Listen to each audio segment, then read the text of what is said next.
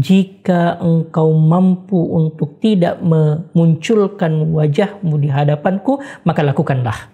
Sekalipun dosa kita telah menggunung, sekalipun kesalahan-kesalahan kita sudah tak terhitung, itu bukan menjadi alasan untuk kita jauh dari Allah Subhanahu wa Ta'ala dan tidak kembali kepadanya.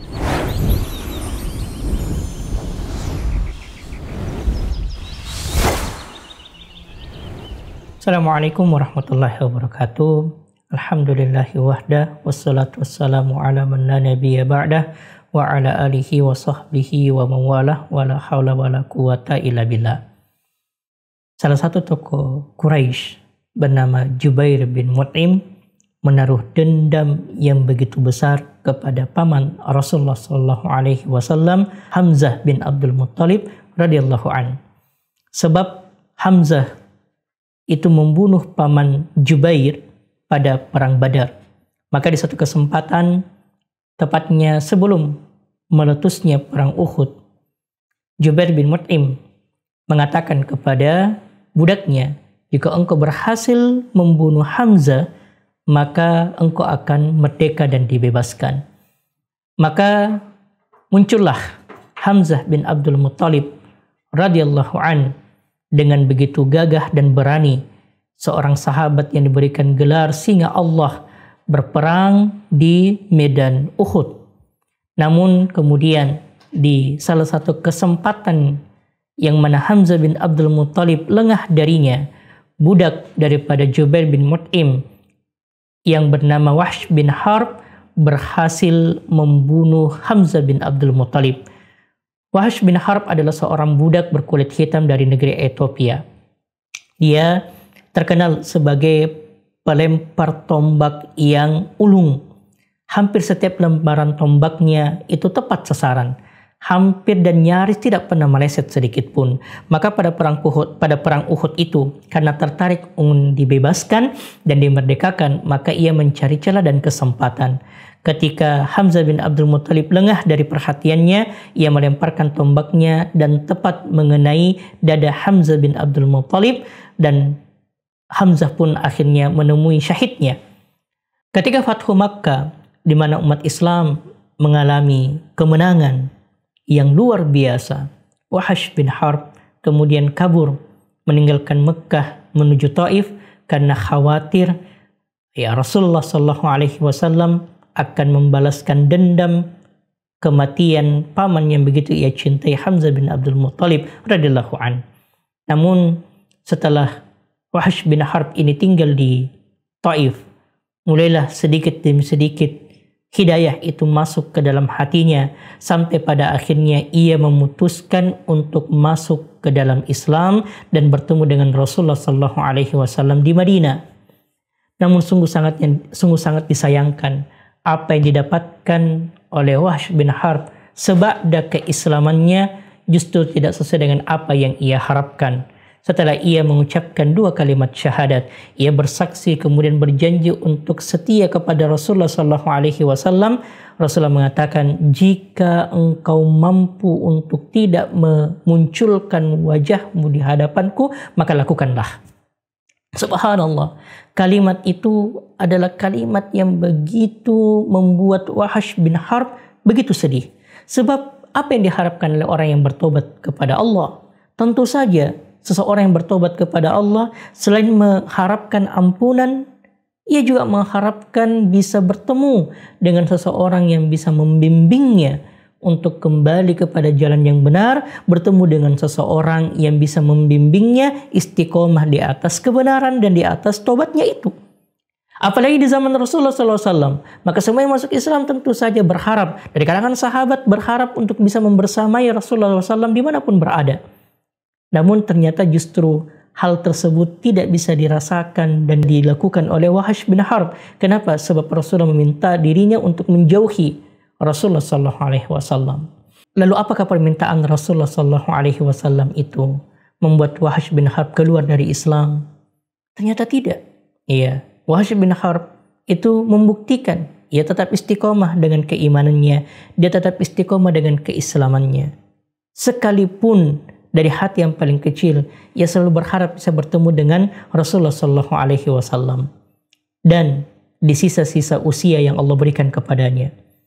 Wahsh bin Harb kemudian membuktikan keimanannya dan ia kemudian menjawab tantangan atas dosa-dosanya yang telah lalu.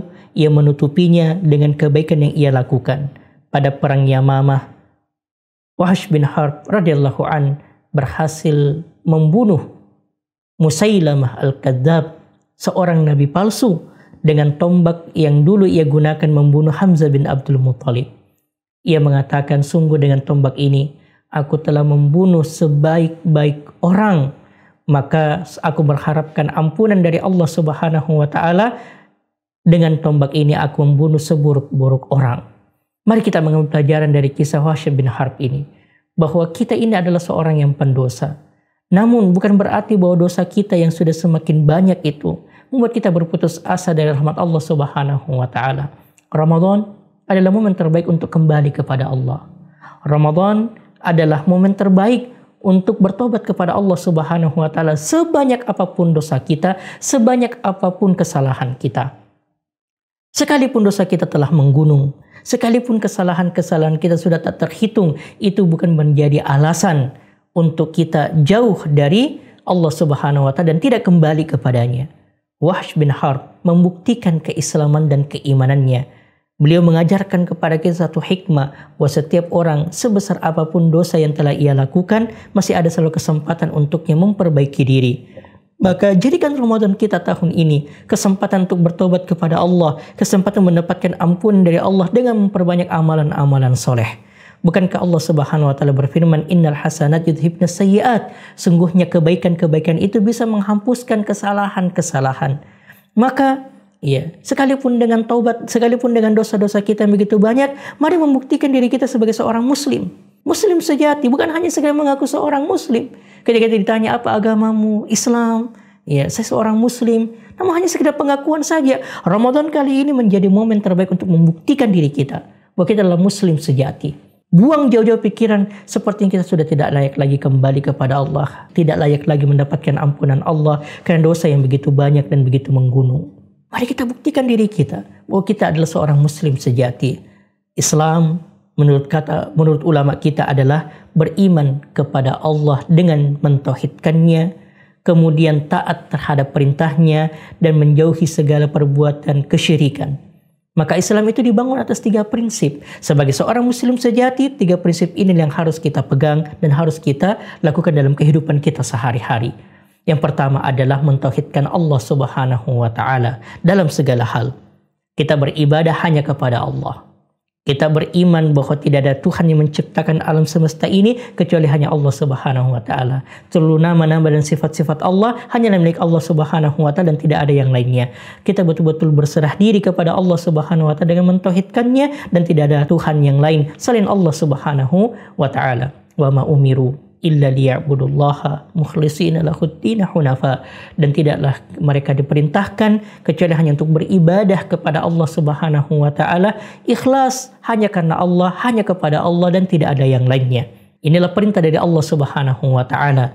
Kemudian yang kedua adalah prinsip keislaman seseorang itu dibangun di atas ketaatan kepada Allah dan Rasul-Nya. Wa may yuti'illaha wa rasulahu faqad faza fawzan 'azima. Siapa yang taat kepada Allah dan Rasul-Nya, maka dia telah mendapatkan sebuah kemenangan yang begitu agung.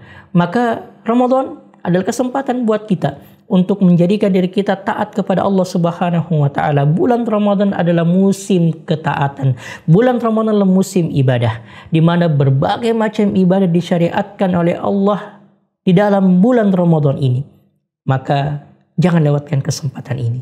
Kesempatan untuk menjadi taat kepada Allah Subhanahu wa taala, melaksanakan segala perintahnya dan menjauhi segala larangannya. Dan prinsip keislaman yang ketiga adalah menjauhi segala perbuatan kesyirikan, baik itu syirik kecil maupun syirik besar. Tentu saja penjelasannya sudah kita ketahui bersama. Maka jadikan diri kita sebagai seorang muslim sejati. Bukan hanya sekedar mengaku sebagai seorang muslim, lalu ia mendengarkan panggilan Allah, ia tidak memenuhinya. Ada perintah Allah, ia tidak melaksanakannya. Ada larangan Allah, dia masih mendekatinya dan melakukannya, wal'iyadzubillah. Maka jadikan Ramadan kita tahun ini menjadi Ramadan terbaik di mana mengajarkan kepada kita untuk menjadi seorang muslim yang sejati, seorang muslim yang betul-betul menghamba kepada Allah sebagaimana yang Allah dan Rasulnya inginkan.